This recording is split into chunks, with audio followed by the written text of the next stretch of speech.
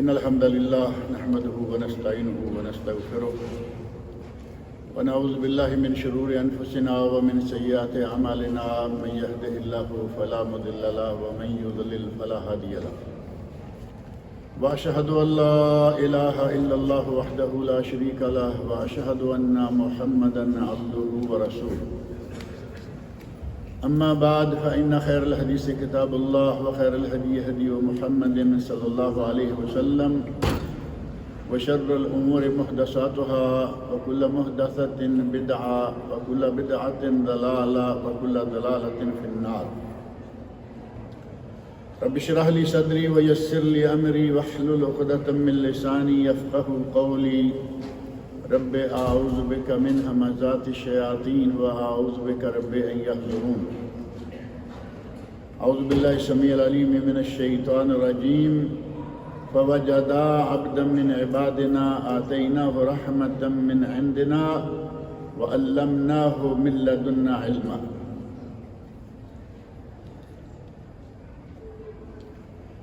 یہ سورہ کہف کی آیت نمبر 65 ہے جو میں نے ابھی آپ کے سامنے پڑھی ہے، اور سورہ کہف میں معروف ہے کہ جو موضوعات آئے ہیں ان میں سے ایک موضوع جو بڑا مشہور و معروف ہے وہ ہے حضرت خضر اور موسیٰ علیہ السلام کا۔ حضرت خضر اور موسیٰ علیہ السلام کے موضوع کی تفصیلات بہت ساری ہیں، لیکن یہاں میں نے آیت کا وہ ٹکڑا صرف لیا ہے جو ہمارے آج کے موضوع سے تعلق رکھتا ہے، کیونکہ آج کا موضوع ہے رحم و کرم، شفقت اور بچوں سے پیار، بڑوں کی عزت اور احترام، اور خاص طور پر شفقت کا موضوع ہے آج۔ اس سلسلہ میں اس سورہ کہف میں اللہ رب العزت نے ارشاد فرمایا ہے فوجدا عبدا من عبادنا، حضرت موسیٰ علیہ السلام اور ان کے ساتھی ان دونوں نے ہمارے بندوں میں سے ایک ایسے بندے کو پایا، آتیناہ رحمتا من عندنا، جسے ہم نے اپنی طرف سے رحمت عطا کی، جس کے دل میں رحم و کرم، جس کے دل میں دوسروں کے لیے شفقت اور پیار، اور دوسری صفت وَعَلَّمْنَاهُ مِن لَّدُنَّا عِلْمًا، اور ہم نے اس بندے کو اپنی طرف سے علم سکھلایا ہے۔ یہ دو باتیں ذکر کی ہیں اللہ رب العزت نے یہاں حضرت خضر علیہ السلام کے بارے میں، اور ان دو باتوں میں سے پہلے کون سی ہے؟ رحم و کرم۔ ہم نے اس کے دل میں رحم و کرم ڈالا ہے، اور دوسری بات ہم نے اسے اپنی طرف سے علم سکھلایا ہے۔ علم کتنی فضیلت اور اہمیت ہے، کتنی فضیلت و اہمیت کا مالک ہے علم۔ اللہ رب العزت نے علم کو بہت ہی بڑا مقام عطا کیا، لیکن یہاں خضر علیہ السلام کو جو دو نعمتیں دی ان میں سے پہلے علم نہیں بلکہ پہلے رحم و کرم کو ذکر فرمایا۔ اس بات کی اتنی اہمیت ہے کہ علم سے بھی پہلے رحم و کرم،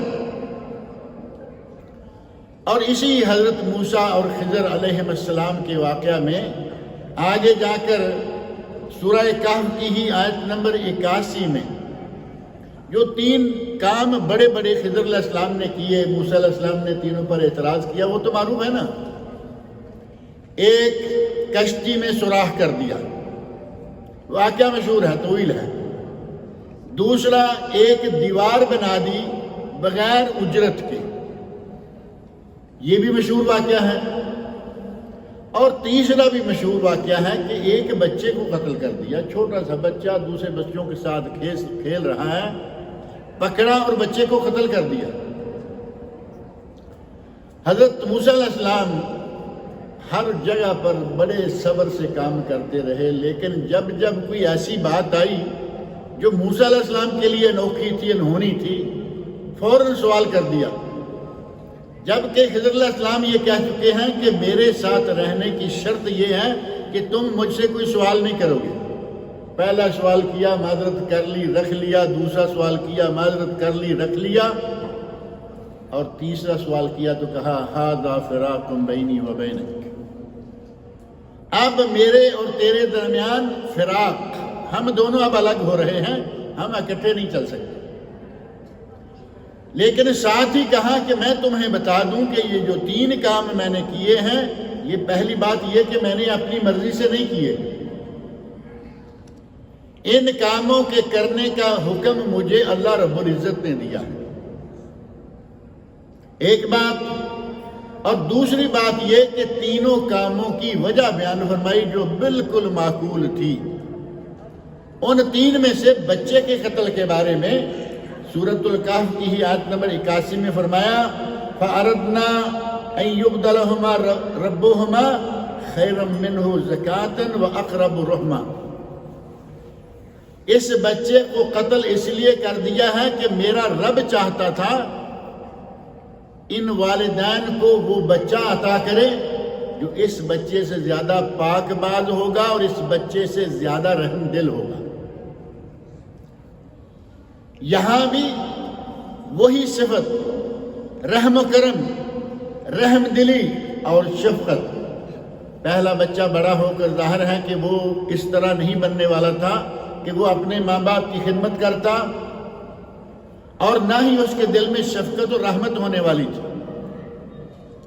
اور چونکہ اللہ رب العزت جانتے ہیں کس نے کیا بننا ہے، پہلے سے ہی وہ معاملہ صاف کروا دیا اور وجہ بتائی کہ اس کو، ان ماں باپ کو اللہ اس بچے کے بدل میں، عوض میں دوسرا وہ بچہ دے گا جو کہ خیر منہ زکاتن، اس سے زیادہ پاک باز ہوگا، اس سے زیادہ نیکوکار ہوگا، وَأَقْرَبُ رُحْمًا، اور اس سے زیادہ رحم دل ہوگا۔ گویا کہ رحم دلی کی صفت ان دونوں جگہ پر موجود ہے۔ خضر علیہ السلام میں رحمت ہے، رحم دلی ہے اور علم ہے، اور جس بچے کو قتل کیا اس کی جگہ اللہ جو بچہ دینے والا ہے وہ رحم دل ہوگا، اس کے دل میں رحم و کرم ہوگا، شفقت ہوگی۔ کتنی اہمیت ہے کہ جس بچے کے دل میں رحم و کرم نہیں ہے اسے اللہ نے قتل کر دینے کا حکم دے دیا ہے، اور اس کے عوض میں جو بچہ دینے والا ہے وہ رحم دل ہوگا، رحم و کرم اس کے دل میں ہوگا، شفقت ہوگی، دوسرے کے لیے پیار ہوگا۔ اور نبی اکرم صلی اللہ علیہ وسلم اور آپ کے صحابہ کرام رضی اللہ عنہم کے بارے میں قرآن کریم میں جا بجا ان کی صفات آئی ہیں۔ ان صفات میں سے ہی ایک صفت جو ہے وہ سورۃ الفتح کی آیت نمبر 29 میں ہے، محمد الرسول اللہ والذین آمنوا معہ اشداء علی الکفار رحماء بینہم۔ محمد رسول اللہ صلی اللہ علیہ وسلم کے ساتھ جو ان کے صحابی ہیں، خود محمد رسول اللہ، پہلے فرمایا کہ میرے نبی حضرت محمد رسول اللہ صلی اللہ علیہ وسلم، والذین معہ، اور جو آپ کے ساتھ ہیں آپ کے صحابی ہیں، یہ سارے کے سارے اشداء علی الکفار، کافروں کے لیے یہ بہت سخت ہیں، کافروں کے لیے بہت سخت ہیں، رحماء بینہم، لیکن آپس میں ایک دوسرے کے لیے شبنم کی طرح نرم ہے۔ رحماء بینہم، آپس میں باہم بہت ہی پیار کرنے والے، رحم کھانے والے ایک دوسرے پر، اور ایک دوسرے کے ساتھ شفقت کرنے والے۔ اور دوسری جگہ سورہ بنی اسرائیل، سورہ بنی اسرائیل میں اللہ رب العزت نے ارشاد فرمایا کہ ماں باپ، اپنے ماں باپ کے ساتھ رحم و کرم سے پیش آؤ، ان کے ساتھ احسان کرو، اور آیت نمبر 24 میں فرمایا وَاخْفِضْ لَهُمَا جَنَاحَ الذُّلِّ مِنَ الرَّحْمَةِ، اپنے ماں باپ کے لیے اپنے پروں کو نرم رکھو۔ گزشتہ ایک درس میں نے بات ذکر کی تھی کہ یہاں وَاخْفِضْ لَهُمَا جَنَاحَ مِنَ الذُّلِّ، جناح الذُّلِّ مِنَ الرَّحْمَةِ، یہاں جو جناح الذل کہا گیا ہے، اس کا معنی یہ ہے کہ جس طرح مرغی اپنے بچوں کے لیے پر نرم کر لیتی ہے کہ بچے اس کے نیچے گھس جاتے ہیں، واقعہ تو آپ نے دیکھا نا، ہر کسی کے مشاہدہ میں یہ موضوع تو آیا ہوا ہی ہے کہ مرغی کے بچے چھوٹے چھوٹے چوزے قریب آتے ہیں، وہ اپنے پر تھوڑے سے کھول دیتی ہے، وہ پروں کے نیچے نظر بھی نہیں آتے۔ تم اپنے ماں باپ کے لیے وہ کردار اب ادا کرو جو مرغی اپنے بچوں کے لیے کرتی ہے، کیونکہ ایک وقت تھا کہ یہی ماں باپ تمہارے لیے اپنے پر نرم کیے ہوئے تھے۔ آج وہ اس مقام پر پہنچ گئے ہیں کہ جہاں انہیں ضرورت ہے کہ تم اپنے پر نرم کرو۔ اللہ رب العزت نے وَاخْفِضْ لَهُمَا جَنَاحَ الذُّلِّ مِنَ الرَّحْمَةِ، رحم و کرم کے پروں کو نرم کرو، ان کے ساتھ حسن سلوک سے پیش آؤ، شفقت کے ساتھ پیش آؤ۔ اور دوسری جگہ فرمایا فَلَا تَقُلْ لَهُمَا اُفٍّ وَلَا تَنْهَرْهُمَا، اپنے ماں باپ کو جھڑکنا، اپنے ماں باپ کو ڈانٹنا، اپنے ماں باپ کے ساتھ سختی سے پیش آنا تو دور کی بات ہے۔ اللہ نے فرمایا وَلَا تَقُلْ لَهُمَا اُفٍّ، انہیں اف تک، اپنے منہ سے یہ صرف آواز ہی ہے نا، کوئی لفظ تو نہیں ہے، لیکن یہ آواز کب نکلتی ہے؟ جب ہم کسی کے ساتھ اپنے غصے کا اظہار کرنا چاہتے ہیں، کسی کے کام پر غصہ آ رہا ہے تو اف کہیں گے کہ یہ کیا کر رہا ہے، یہ کیا پوچھ رہا ہے، یہ کیا مانگ رہا ہے۔ یہ وہی بزرگ ہیں جن سے تم نے بار بار ایک مرتبہ نہیں 1000 بار چیزیں مانگی اور یہ بڑی خوشی کے ساتھ تمہیں مہیا کرتے رہے۔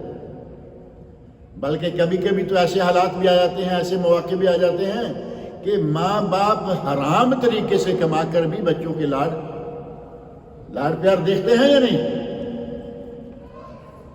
بچے بھوکے ہیں، بچے پیاسے ہیں، بچوں کی فلاں خوشی پوری نہیں ہو رہی، ایمان بیچ کر بھی وہ تمہیں پالتے رہے۔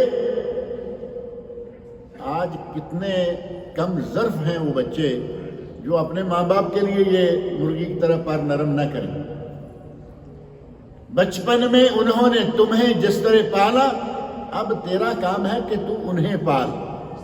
اللہ رب العزت نے سورہ یاسین میں فرما دیا نا وَمَن نُعَمِّرْهُ نُنَكِّسْهُ فِي الْخَلْقِ، ہم جسے عمر لمبی دیتے ہیں اس کی فطرت کو الٹا دیتے ہیں۔ نُنَكِّسْهُ فِي الْخَلْقِ، اس کی تخلیق کو الٹا دیتے ہیں، جس طرح بچہ ہوتا ہے ویسے ہی بوڑھا ہو جاتا ہے، وہ بھی کمزور، یہ بھی کمزور، اسے بھی سہارے کی ضرورت، اسے بھی سہارے کی ضرورت، اس کے دانت نہیں، کھا نہیں سکتا۔ آپ کتنا دیکھتے ہیں ماں باپ کتنا پیار کر کے اپنے بچے کو مختلف چیزیں جو تھوڑی سی بھی سخت ہے وہ چبا نہیں سکے گا، اس کو کیسے نرم کر کر کے اس کے منہ میں ڈال دیں۔ اور آج بابا کا جی چاہ رہا ہے کہ میں مکئی کے پھول ہوتے ہیں نا، مکئی معروف ہے، پھول ہوتے ہیں، بعض تو بازاروں میں تیار مل رہے ہیں، میٹھے مل رہے ہیں، تیکھے مل رہے ہیں۔ شروع میں عام سا ہوتا تھا، دیہات میں خاص طور پر مکئی کڑائی میں ریت میں ڈالی، پھول نکل آئے، نکال لی،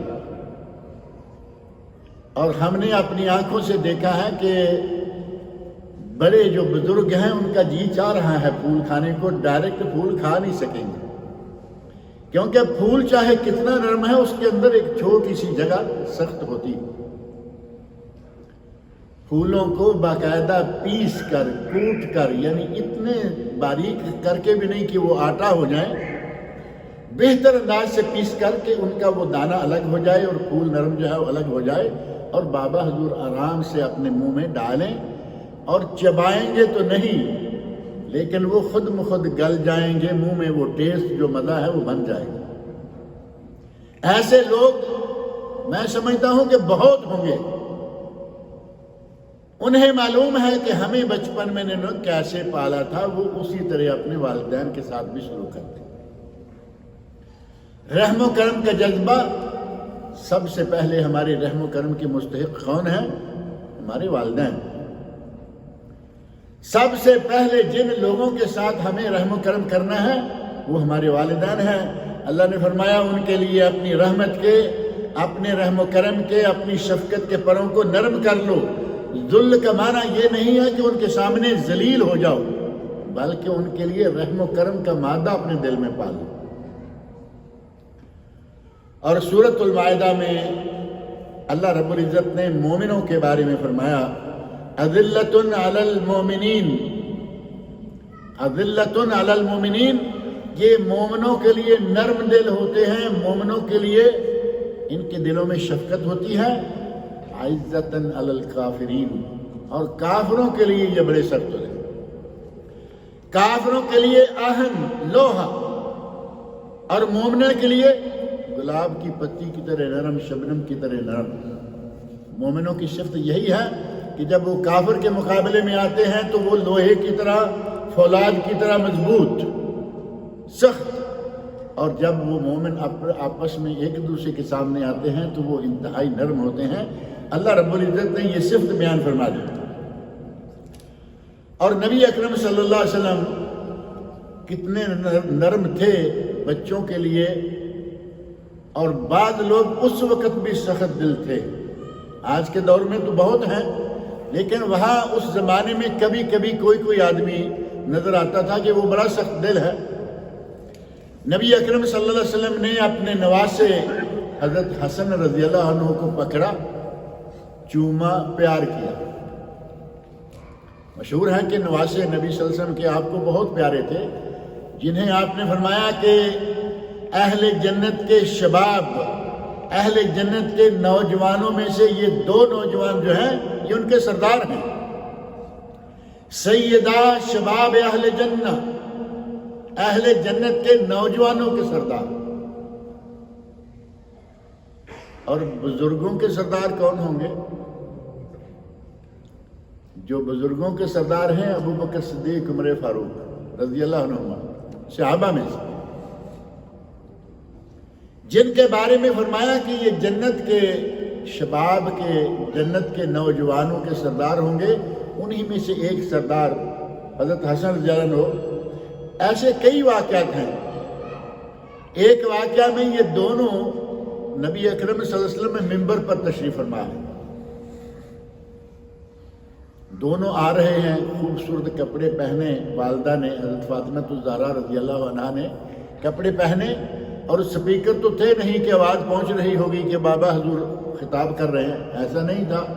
کپڑے پہنے بچے نانا سے ملنے کے لیے باغ نکلے، مسجد پہنچے، دیکھا کہ گرتے پڑتے آ رہے ہیں، کبھی گر جاتے ہیں کبھی اٹھ جاتے ہیں، بچہ جیسے ہے۔ نبی اکرم صلی اللہ علیہ وسلم نے خطبہ روکا، نیچے اترے، بچوں کو لا کے اپنے سامنے بٹھایا، اور دوبارہ ممبر پر تشریف لے گئے اور اپنا واز دوبارہ شروع کر دیا۔ اور ساتھ ہی وہ آیت پڑھی جس میں اللہ رب العزت نے فرمایا ہے کہ صحیح بات ہے، اولاد اور مال فتنہ ہیں، مال اور اولاد دونوں بہت بڑا امتحان ہے۔ میں نے ان دونوں کو گرتے پڑتے، اٹھتے بیٹھتے آتے دیکھا تو مجھ سے رہا نہیں گیا، میں نے ان کو جا کے پکڑ کے لا کے یہاں بٹھا لیا۔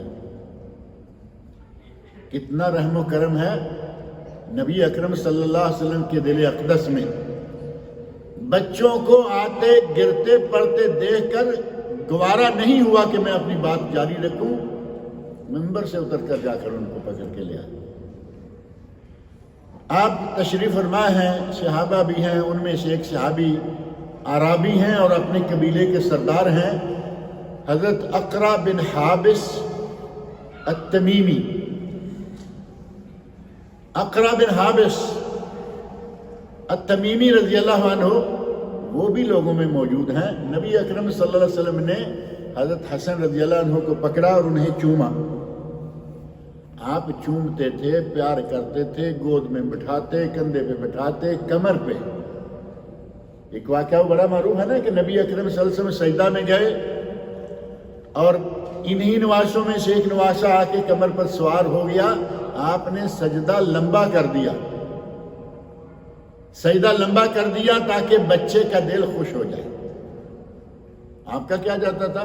تسبیحات، اللہ کا ذکر زیادہ ہو گیا۔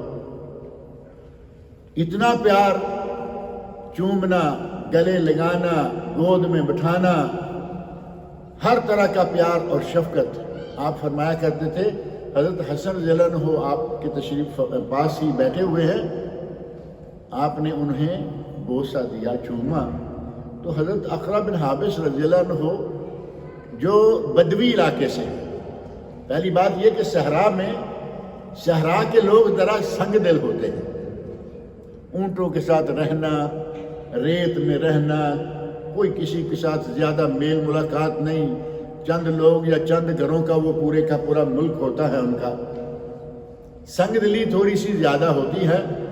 وہ کہتے ہیں یا رسول اللہ ان لی عشرۃ من الولد، اے اللہ کے رسول میرے 10 بیٹے ہیں یا 10 اولادیں ہیں میری، ما قبلت منہم احدا، میں نے کبھی کسی کو بوسہ نہیں دیا۔ میرا خیال ہے آج کل تو کوئی لوگ ایسے نہیں رہے ہوں گے، نبی صلی اللہ علیہ وسلم کی تعلیمات اب اتنی پھیل گئی ہیں، یہ اس وقت کی بات ہے جب تک ابھی یہ تعلیمات عام نہیں تھی۔ نبی صلی اللہ علیہ وسلم نے ڈاکوؤں کو مومن و رہنما بنا دیا، نبی صلی اللہ علیہ وسلم نے ظالموں کو رحم دل بنا دیا۔ آپ کی تعلیمات کے نتیجہ میں دنیا سدھر گئی، اس لیے آج تو ایسا آدمی شاید کوئی نہ ملے جو اپنی اولاد کو بوسہ نہ دیتا ہو، اپنی اولاد سے پیار نہ کرتا ہو۔ ہاں کہیں کہیں کوئی آج بھی ہے بیٹی کو قریب نہیں آنے دیتا، اور یہ فطرت بھی پرانی آ رہی ہے۔ اس زمانے میں پیدا ہو جانے والی بیٹی کو بھی قتل کر دیتے۔ وَإِذَا الْمَوْءُودَةُ سُئِلَتْ بِأَيِّ ذَنبٍ قُتِلَتْ، جب زندہ درگور کی گئی لڑکی اللہ کے حضور آپ پوچھے گی مجھے کس گناہ کے نتیجہ میں زندہ درگور کیا گیا تھا، بِأَيِّ ذَنبٍ قُتِلَتْ، کہ میں کس گناہ کے نتیجہ میں قتل کی گئی۔ اس آیت کے ضمن میں واقعات موجود ہیں کہ وہ لوگ اپنی بیٹی کو زندہ قتل کر دیا، زندہ درگور یعنی اسے قتل کر دیا کرتے تھے، اور وہ طریقہ، وہ فطرت، وہ عادت آج بھی موجود ہے۔ کچھ تو کسی ماڈرن طریقے سے قتل کرتے ہیں، یہ بات میں کئی مرتبہ ذکر کر چکا ہوں۔ جیسے ہی اسکین کرایا پتہ چلا کہ بیٹی ہے، ابارشن، ڈاکٹر کو فوراً آرڈر دے دیا۔ سمجھدار نیک ڈاکٹر تو کہتے ہیں کہ اللہ سے ڈرو اور ہم یہ گناہ نہیں کر سکتے، تم جانو تمہارا کام۔ گھروں میں دیسی دوائیں، اور کئی ڈاکٹر بھی، اللہ تعالیٰ معاف کرے کوئی ڈاکٹر صاحب یہاں ہیں تو معذرت کے ساتھ، کئی ڈاکٹر بھی تھوڑے سے پیسے لے کے کچھ بھی کر دیتے ہیں۔ اور یہ صرف ڈاکٹروں میں نہیں ہے، یہ پیسہ چیز ہی ایسی ہے کہ بڑے بڑے جو ہیں وہ اس کے دھکے کے سامنے کھڑے نہیں ہو سکتے۔ میں اپنے ماحول کے لوگوں میں سے بھی ذکر کر دوں، کئی نکاح ایسے ہیں کہ وہ جائز نہیں بلکہ منع ہے، حرام ہے۔ بغیر محرم کے نکاح کرنا، لا نکاح الا بولی، ناجائز ہے۔ مولوی صاحب کو 4 پیسے دو، نکاح پڑھ دیں۔ کسی حاملہ عورت کا جب تک وہ اس کی ڈلیوری نہ ہو جائے، بچہ پیدا نہ ہو جائے، نکاح کرنا منع ہے۔ مولوی صاحب پیسے لے کے نکاح کر رہے ہیں، ہماری پارٹی میں یہ لوگ موجود ہیں، ایسے ہی ڈاکٹروں کی پارٹی میں موجود ہیں، پیسے دو ابارشن کروا لو۔ آج یہ کام ہو رہا ہے اور لاکھوں کی تعداد میں ہو رہا ہے۔ اس زمانے میں کوئی کہیں کبھی ہوا، مان لیتے ہیں کہ لوگ بھی تھوڑے تھے، لیکن ہوتا تھا، آج بہت زیادہ ہوتا ہے۔ زندہ ہو جائے، پیدا ہو جائے، اسے مارنے والے بھی موجود ہیں۔ بیٹی ہو یا بیٹا، گلیوں میں بچے پائے جاتے ہیں نا، یہ جو یتیم خانوں میں بچے ہوتے ہیں، کوئی گلی سے مل گیا، کوئی نکڑ سے مل گیا، کوئی کہیں پڑا ہوا مل گیا، حتیٰ کہ کچرے کے ڈبوں سے بچوں کی آواز سن کے انہیں اٹھایا گیا تو پتہ چلا کہ آج کا نوزائیدہ بچہ ہے، لڑکی ہے، لڑکا ہے۔ یہ قتل کی عادت آج بھی موجود ہے۔ صحابہ کرام میں سے یہ حضرت اقرا بن حابس رضی اللہ عنہ بدوی ہیں، کہتے ہیں کہ میرے 10 بیٹے ہیں، ان لی 10 من الولد، 10 بچے ہیں میرے اور میں نے تو کبھی کسی کو چوما نہیں ہے۔ ما قبلت منہم احدا، نبی اکرم صلی اللہ علیہ وسلم نے غور کے ساتھ ان کی طرف دیکھا. ابھی معلومات نہیں ہے، غلطی ہوتی آ رہی ہے، لیکن صاف ہوئی اتنی کہ نبی صلی اللہ علیہ وسلم کو حسن رضی اللہ عنہ کو چومتے دیکھ کر فوراً اپنا آپ سامنے رکھ دیا کہ میں نے کبھی ایسا نہیں کیا. نبی صلی اللہ علیہ وسلم نے اس کی طرف دیکھا جیسے آدمی غور سے دیکھتا ہے نا کہ یہ کیا کہہ رہا ہے. اسے غور سے دیکھنے کے بعد فرمایا من لا یرحم لا یرحم، من لا یرحم لا یرحم، جو رحم نہیں کرتا اس پر بھی رحم نہیں کیا جاتا. یہ دو کلمات میرا خیال ہے کہ بڑے مشہور ہیں، ہمارے اسکولوں کی دیواروں پر اور جگہ جگہ لکھے ہوئے ہوتے ہیں، من لا یرحم لا یرحم، جو رحم نہیں کرتا اس پہ رحم نہیں کیا جائے گا. لیکن یہ ہماری دیواروں پر لکھے ہوئے ہیں، کبھی دل میں آ جائیں، دیوار سے کلمہ اتر کر دل میں بیٹھ جائے تو پھر کام کرے. یہاں ہم نہیں آنے دیتے، ٹھیک ہے. جہاں بس چلتا ہے، اپنی اولاد کے لیے تو رحم کر ہی لیتے ہوں گے، لیکن دوسروں کے لیے جہاں بس چلتا ہے وہاں دل میں رحم والی کوئی بات نہیں آتی. جو کر سکتے ہیں وہ کر گزرتے ہیں. اور یہ صحیح بخاری مسلم کا واقعہ ہے، جبکہ صحیح بخاری میں ایک حدیث میں الفاظ ہیں لا یرحم اللہ من لا یرحم الناس، اللہ اس پر رحم نہیں کرے گا جو لوگوں پر رحم نہیں کرتا. جو لوگوں پر رحم نہیں کرتا اس پر رحم اللہ بھی نہیں کرتا. ارحموا من فی الارض، تیسری حدیث، ارحموا من فی الارض یرحمکم من فی السماء، زمین والوں پر تم رحم کرو، آسمان والا تم پر رحم کرے گا. اگر تم اپنے دائیں بائیں گرد و پیش میں موجود لوگوں کو، انسانوں کو رحم و کرم سے پیش آؤ گے، ان کے ساتھ رحم کرو گے، شفقت کرو گے، اللہ رب العزت جو آسمان پر ہے، من فی السماء، آسمان والا تم پر رحم کرے گا. ہم اپنے بچوں پر رحم کرنے کا ایک غلط طریقہ بھی اپنائے ہوئے ہیں، وہ بھی بات ذکر کر دیں. ہم رحم کیسا کرتے ہیں؟ رمضان آ گیا اور رمضان میں امتحانات بھی آ گئے. یہ اس مرتبہ یہی ہونے والا ہے غالباً. اور پچھلے کئی سالوں میں رمضان چھٹی ہوتی تھی لیکن امتحان رمضان میں آ جا کر، یہ سعودی اسکولوں کی میں بات کر رہا ہوں، ہمارے اسکولوں پاکستان انڈیا کے اسکول جو ہے ان میں بھی شاید ایسا کبھی ہوتا ہوگا. امتحان آ گئے اور ادھر رمضان ہے. اب ماں باپ کیا رحم کرنے والے ہیں بچے پر؟ کہیں گے بیٹا روزہ نہ رکھو. اور بیٹا کون سا ہے، کتنی عمر کا ہے؟ یہ نہیں کہ وہ کوئی بچہ ہے پرائمری کلاسز کا، نہیں، وہ کالج کا بچہ ہے. اور کالج میں کتنا چھوٹا جائے گا؟ بیٹی ہے یا بیٹا ہے، وہ یقیناً 100% بالغ ہے. عاقل بالغ مسلمان پر رمضان کا روزہ فرض ہے، اور یہ امتحان کوئی عذر نہیں ہے. بیمار پڑ جائے، روزہ نہ رکھ سکے، مسافر ہو، ہر حال میں اسے اجازت ہے روزہ رکھے نہ رکھے، لیکن امتحان کوئی عذر نہیں ہے کہ امتحان آ گئے ہیں. امتحان میں اس نے کون سی کلہاڑی چلانی ہے یا تلوار چلانی ہے؟ امتحان میں کیا کرے گا؟ بیٹھنا ہے، لکھنا ہے، بس. یا تو ہونا بھائی وہ امتحان لیتے ہیں کہ کھیتی باڑی کر کے دکھاؤ کتنا ہل چلاتے ہو تم، تو ٹھیک ہے وہاں زور لگے گا، محنت ہوگی، وہاں شاید یہ روزے کی حالت میں وہ امتحان نہیں دے سکے گا. ایسا کچھ نہیں ہوتا. قلم ہے، کاغذ ہے، دماغ ہے، اگر اللہ نے دماغ میں کچھ ڈالا ہوا ہے تو وہ روزے کے نتیجے میں انشاءاللہ بہتر طریقے سے ورق پر آئے گا.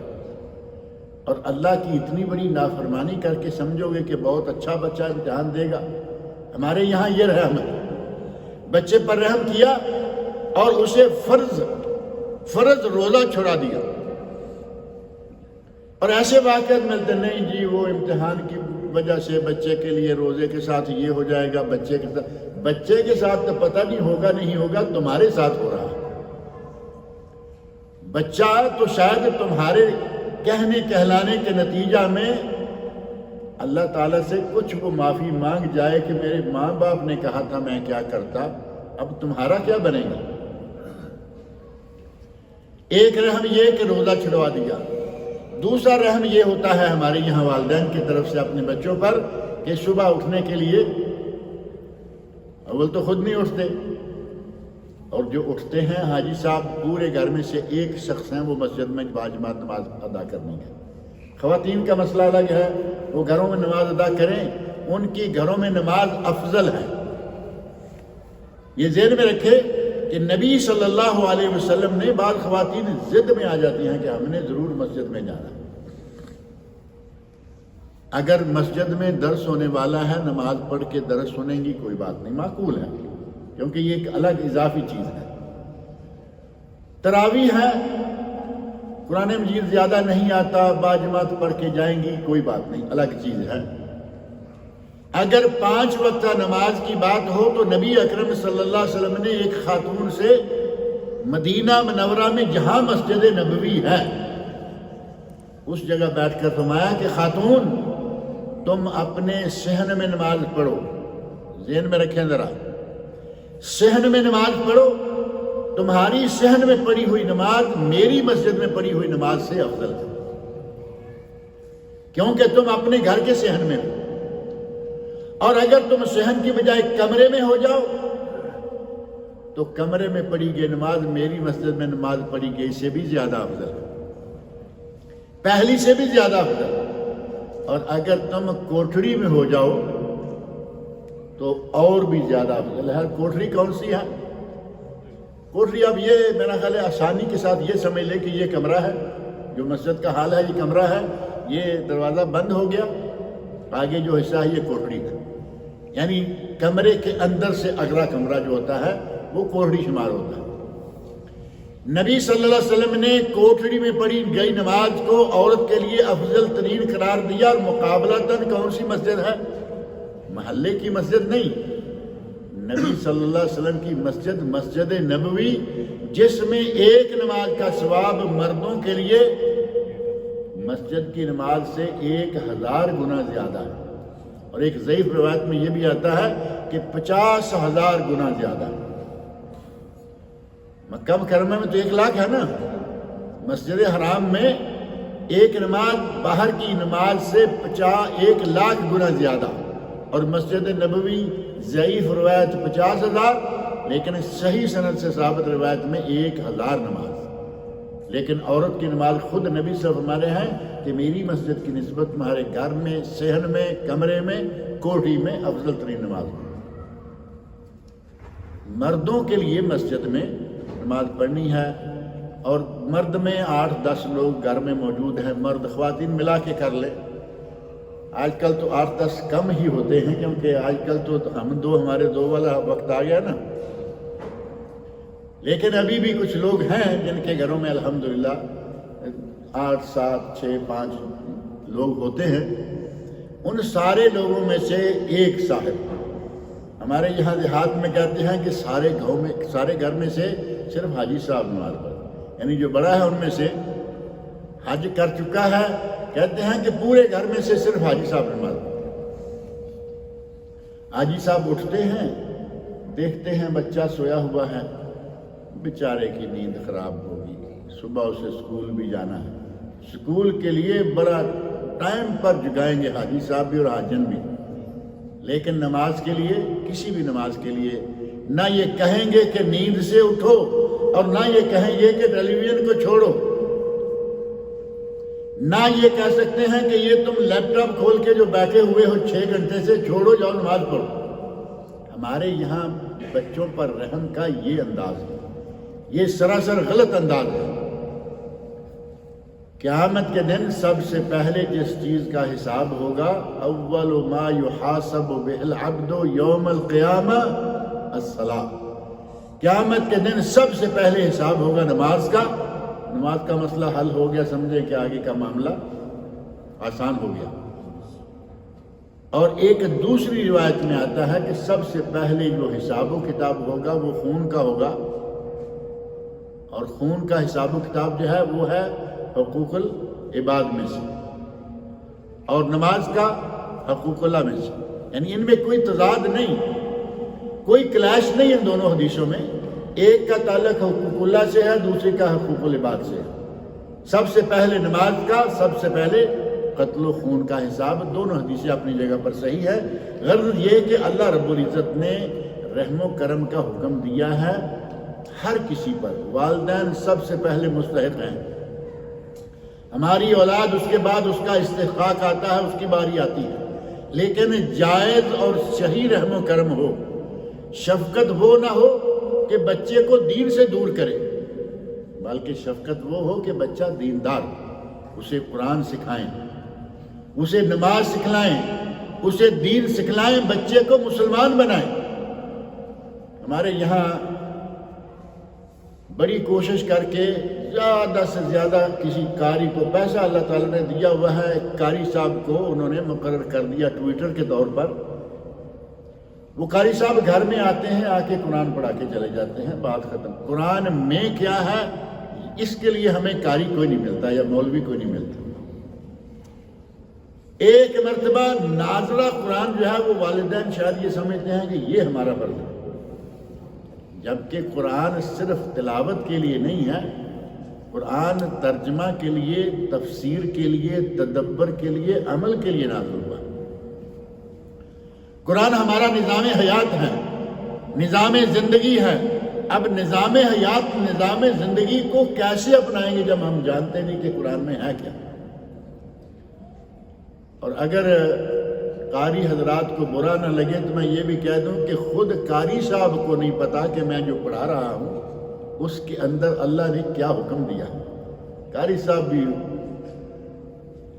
حافظ ہیں، قاری ہیں، لیکن اس قرآن کا ترجمہ تفسیر کیا ہے وہ بھی اس سے محروم ہیں۔ بہت سارے، کچھ یقیناً ہیں جن کو ترجمہ تفسیر بھی آتی ہے، قاری بھی ہیں، عالم بھی ہیں۔ غرض یہ کہ بچوں پر رحم و کرم ہو تو صحیح طریقے سے ہو، یہ غلط انداز جو ہے یہ اختیار نہ کیا جائے۔ اللہ رب العزت نے قرآن کریم میں جا بجا رحم و کرم کا حکم دیا۔ نبی اکرم صلی اللہ علیہ وسلم نے اپنی امت کے لیے رحم و کرم کا حکم دیا، اور یہاں تک کہ ایک حدیث بخاری مسلم کی حدیث ہے، نبی صلی اللہ علیہ وسلم ارشاد فرماتے ہیں کہ مومنوں کی جماعت تو ایسے ہوتی ہے جیسے ایک جسم ہوتا ہے۔ تر المومنین فی تراحمہم وتوادہم وتعاطفہم، مومنوں کو ایک دوسرے کے ساتھ عطف و کرم، رحم و کرم، ایک دوسرے کے ساتھ پیار و محبت، اس معاملہ میں تم ایسے پاؤ گے جیسا کہ کمثل الجسد، جیسا کہ وہ ایک جسم ہے۔ مسلمان ہیں، مومن ہیں، لاکھوں کروڑوں ہیں آج الحمدللہ، مومن ہیں تو وہ ایسے ہوں گے کہ جیسے ایک جسم ہے۔ ایک جسم کو یہاں پن لگائیں گے تو تکلیف ہوگی، پاؤں کی انگلی میں بھی پن لگائیں گے تو وہی تکلیف ہوگی، کیونکہ یہ ایک جسم ہے۔ مومن اسی طرح ایک جسم ہوتے ہیں، جیسے ایک جسم کے اعضاء الگ الگ ہیں، مومن بھی جگہ جگہ الگ الگ ہیں لیکن ایک ہیں۔ نبی اکرم صلی اللہ علیہ وسلم نے فرمایا کہ مومنوں کی مثال ایسے ہیں جیسے کہ ایک جسم ہے، اذا اشتکا منہ عضو تداعی لہ سائر جسدہ بالسہر والحمى، جب جسم کے کسی حصے کو تکلیف ہوتی ہے، ایک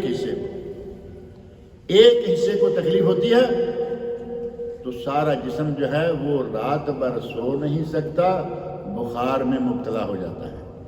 زخم آ جائے کسی کو، رات سو سکے گا؟ نہیں سو سکے گا۔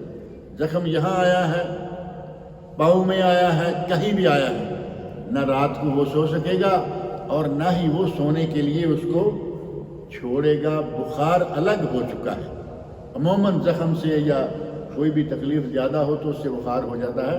نبی اکرم صلی اللہ علیہ وسلم فرماتے ہیں کہ جس طرح ایک جسم آپس میں، ایک جسم کے اعضاء آپس میں جڑے ہوئے ہیں اور ان کا آپس میں اتنا تعلق ہے، مومن تو اسی طرح آپس میں ایک دوسرے کے ساتھ رحم و کرم کا معاملہ کرتے ہیں۔ اور ارشاد فرمایا لا یرحم اللہ، اللہ اس پر رحم نہیں کرتا جو دوسرے لوگوں پر رحم نہیں کرتا، اور اللہ تعالیٰ جو جزا دیتا ہے وہ عموماً جنس العمل سے ہوتی ہے۔ فرمایا انما یرحم اللہ من عبادہ الرحماء، اللہ بھی ان بندوں پر رحم کھاتا ہے، رحم کرتا ہے، رحم کرے گا جو خود آپس میں ایک دوسرے پر رحم کرنے والے ہیں۔ آپس میں رحم کرتے ہیں، اللہ بھی ان پر رحم کرے گا۔ اور دوسری ابو داؤد کے حدیث میں فرمایا الراحمون یرحم الرحمن، الراحمون یرحمہ الرحمن، یرحمہم الرحمن، رحم کرنے والوں پر اللہ رحمان رحم کرے گا۔ یرحم من فی الارض یرحمکم من فی السماء، زمین والوں پر تم رحم کرو اور آسمان والا تم پر رحم کرے۔ اور جس کے دل میں رحم نہ ہوگا اس کا دل کیا ہوگا؟ پتھر دل کہتے ہیں نا، سنگ دل، پتھر دل۔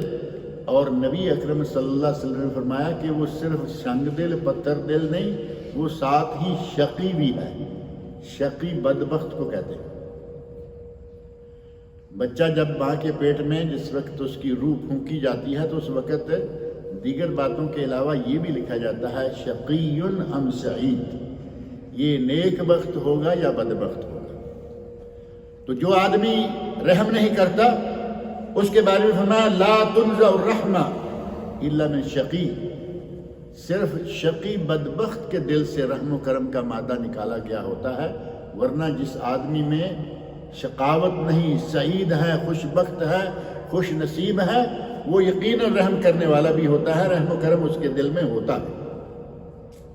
قرآن کریم میں انبیاء کرام کے رحم و کرم کے واقعات آئے ہیں۔ نبی اکرم صلی اللہ علیہ وسلم کا واقعہ میں نے ذکر کیا، آدم علیہ السلام کا واقعہ، باتیں بڑی لمبی ہو جائیں گی۔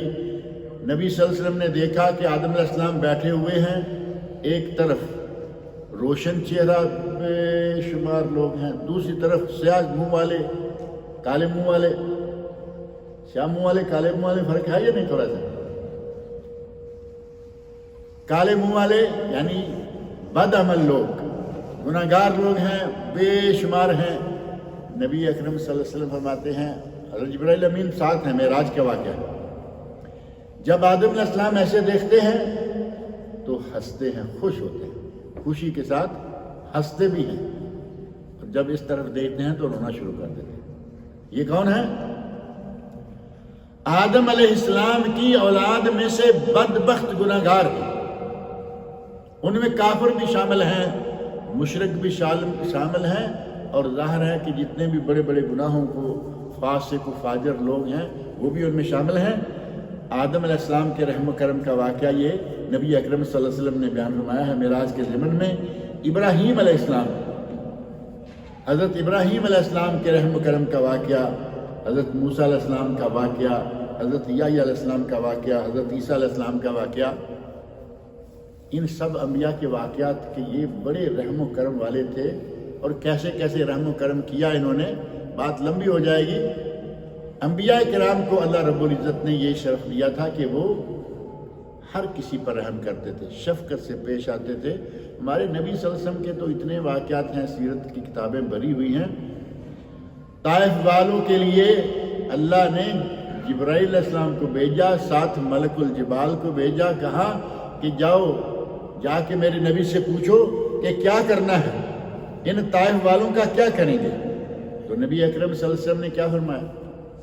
فرشتہ کہہ رہا ہے ان شئت لأطبق علی الاخشبین، لأطبق الاخشبین، ان شئت لأطبق الاخشبین، اگر آپ چاہیں تو میں دو پہاڑوں کو ملا کر ان کو آٹے کی طرح پیس دوں۔ تو نبی اکرم صلی اللہ علیہ وسلم نے کیا فرمایا؟ نہیں، مجھے اللہ سے امید ہے کہ ان کی پشتوں سے وہ لوگ پیدا ہوں گے جو اس کی توحید کو ماننے والے ہوں گے۔ آج دیکھیں طائف، انہی لوگوں کی اولاد، کچھ لوگ باہر سے آئے ہوں گے، اکثریت وہی لوگ ہیں، اور الحمدللہ اہل توحید ہیں۔ ہمارے ملکوں میں انسان تو بے شمار ہیں لیکن اہل توحید بہت کم ہیں، اور یہاں انسان بے شمار ہیں اور ساتھ اہل توحید بے شمار ہیں۔ کوئی کہیں سے آ کے ان میں گھس گیا اور وہ گندہ عقیدہ لے کے آ گیا، وہ الگ بات ہے۔ بہرحال دلوں میں رحم و کرم کیسے داخل ہوگا اس کے لیے میں صرف اشارات ذکر کر دیتا ہوں، ان کی تفصیل میں جانے کی اب ضرورت نہیں، وقت نہیں ہے۔ اپنے ماں باپ کے ساتھ رحم و کرم کریں، دوسروں کے ساتھ رحم و کرم کرنے کے لیے دل میں یہ مادہ پیدا ہو جائے گا، بڑھ جائے گا۔ صلہ رحمی کریں، اپنے رشتہ داروں کو، دوست و احباب کو، ان کے ساتھ اچھا سلوک کریں، ان کے ساتھ رابطے رکھیں۔ اور یہ کافی نہیں ہے کہ صلہ رحمی میں ہم بڑا زیادہ جو رابطہ کرتے ہیں وہ یہ ہوتا ہے کہ اس نے فون کیا تھا، ہمیں آج کرنا ہے، پچھلی مرتبہ وہ آئے تھے، اس مرتبہ ہم نے جانا ہے۔ ہمارا صلہ رحمی یہ ہے، یعنی اپنی طرف سے اضافے کے لیے تیار نہیں، بڑی مشکل سے باری اتارتے ہیں کہ وہ آئے تھے، ہم نے آنا ہے، انہوں نے خط لکھا تھا، ہم نے لکھنا ہے، انہوں نے کال کی تھی، ہم نے کال کرنی۔ نبی اکرم صلی اللہ علیہ وسلم فرماتے ہیں لیس الواصل بالمکافئ، جو صرف برابر کی باری پوری کرتا ہے وہ صلہ رحمی کرنے والا نہیں ہے۔ صلہ رحمی کرنے والا کون ہے؟ وہ توڑنا چاہتا ہے تم جوڑو، وہ تمہارا تعلق ختم کرنا چاہتا ہے، تم اس کے ساتھ اپنا تعلق جوڑو، اپنے تعلق کو قائم رکھو۔ لوگوں کے ساتھ احسان کریں، ان کے ساتھ حسن سلوک سے پیش آئیں، دل میں رحمت کا مادہ بڑھے گا۔ اور مردوں کے لیے زیارت قبور جو ہے وہ بھی دل میں رحم و کرم لاتی ہے۔ ظاہر ہے کہ عورتوں کے لیے ویسے منع ہے، کبھی کبھار جائیں، لیکن مرد موقع قبروں کی زیارت کریں، اس سے بھی دل میں رحم و کرم کا مادہ آئے گا۔ اور بکثرت قرآن کریم کی تلاوت کریں، کیونکہ کلام الہی ہے، اس کے نتیجہ میں یقیناً آپ کو ترجمہ آ رہا ہے، نہیں سمجھ آ رہی ہے، نہیں، کوشش کریں ویسے، بجائے اس کے کہ روزانہ آپ پورا ایک سپارہ پڑھیں۔ اس پہ کتنا وقت لگے گا؟ آدھا گھنٹہ تقریباً۔ اس آدھے گھنٹے میں اگر آپ کوشش کر کے کچھ آیات اور ان کا ترجمہ اور چھوٹی سی کوئی تفسیر کی کتاب لے لیں جو مختصر ہو، اور میں یہاں جو درس دیا کرتا ہوں عموماً میں احسن البیان سے درس دیتا ہوں۔ احسن البیان جو گورنمنٹ نے، سعودی گورنمنٹ نے بھی شائع کی ہے، پاکستان سے، دنیا بھر سے دارالسلام والے شائع کر رہے ہیں۔ اس کتاب میں اللہ تعالیٰ ان کے مؤلف کی مغفرت فرمائے، پچھلے سال فوت ہو گئے ہیں، حافظ صلاح الدین یوسف رحمۃ اللہ علیہ، بڑے مختصر انداز سے بہت ساری تفسیروں کو انہوں نے جمع کر دیا، خلاصہ بیان کر دیا۔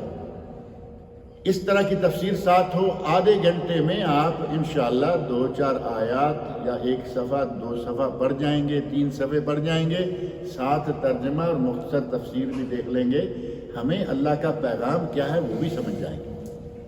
اس انداز سے اگر آپ تلاوت کرتے ہیں تو انشاءاللہ آپ کو ثواب جو ہے وہ خالی تلاوت کی نسبت اس تلاوت کا ثواب زیادہ ہوگا، کیونکہ یہ علم سیکھنا ہے اور اس کی تو ویسے ہی بہت ہی زیادہ اہمیت ہے۔